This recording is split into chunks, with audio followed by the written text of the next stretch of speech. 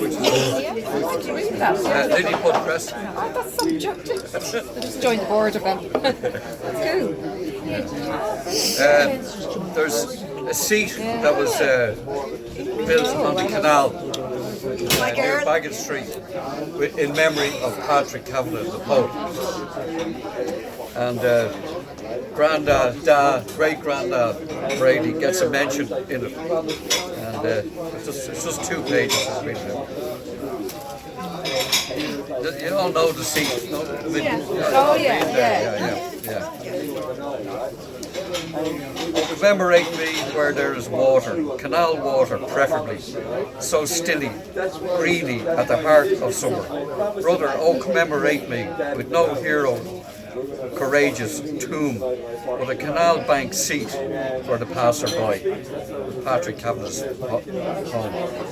Paddy had written these lines, which were themselves inspired by a seat near Bagot Street Bridge, which was put up to the memory of Mrs. Dermot O'Brien. And from them, it was clear that it was his wish to be similarly remembered. Dennis Dwyer and I, that's John Ryan, decided therefore to do something about it. To this purpose we formed a committee of which he was chairman and I was honorary treasurer. The committee which was formed to set about the task consisted of Ronnie Walsh, TP, McKenna, Pat Lade, Don Harris, Liam Brady, Siobhan McKenna, Garrick De Bruyne, Senator, and Mrs. Owen Ryan, Jim Fitzgerald, Michael Farrell, and Sheila O'Grady, who was the secretary. The first thing to do before a split, we decided, was to set ourselves a time limit for the building and erection of the seat. The Irish can only work to deadlines. In the vapidness of unlimited time, their hopes and aspirations dissolve like the mists of morning. It was already December 1967 when we gave ourselves until the 17th of March 1968, St. Patrick's Day, to complete our task. Our committee meetings used to be held on Sunday mornings in the Ormond Hotel, of shimmering and fugal Joycean memories, and as businesslike as the conviviality of having drinks with friends on the Sabbath would allow. Michael Farrell designed the seat, basing the scheme on a rough sketch it had done on a drip mat. The beer mat. I had done on the trip on the bar of the Bailey. Dennis Dwyer, who as chairman would bring sudden order to a boisterous meeting by sternly bringing down with a resounding thud his 4-pound lump hammer, which he used as a gavel. Was instrumental in finding the oak from which the seat was made. It had been felled in Meath a century before Paddy himself was born.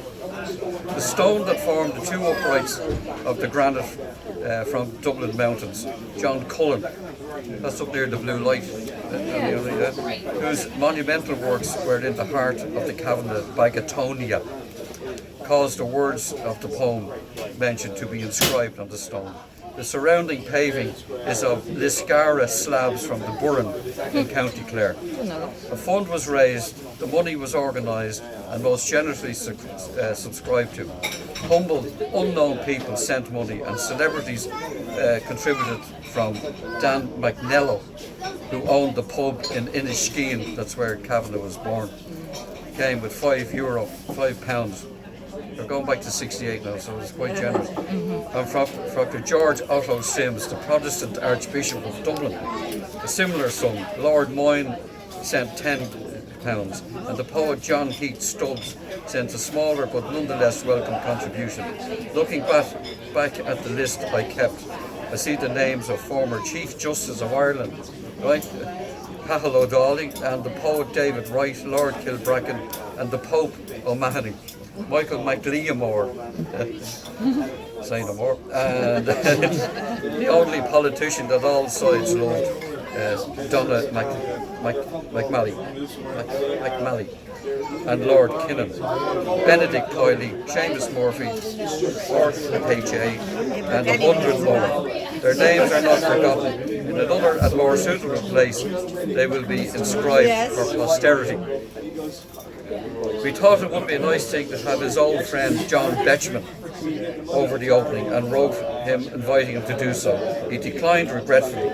He had other more pressing engagements. It was eventually on the gusty St. Patrick's Day unveiled as promised to mark the event.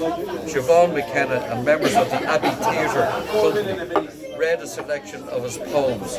The readers included Patrick Laffin, Patrick Lade, T.P. McKenna, Michael Hennessy and Neil Tobin.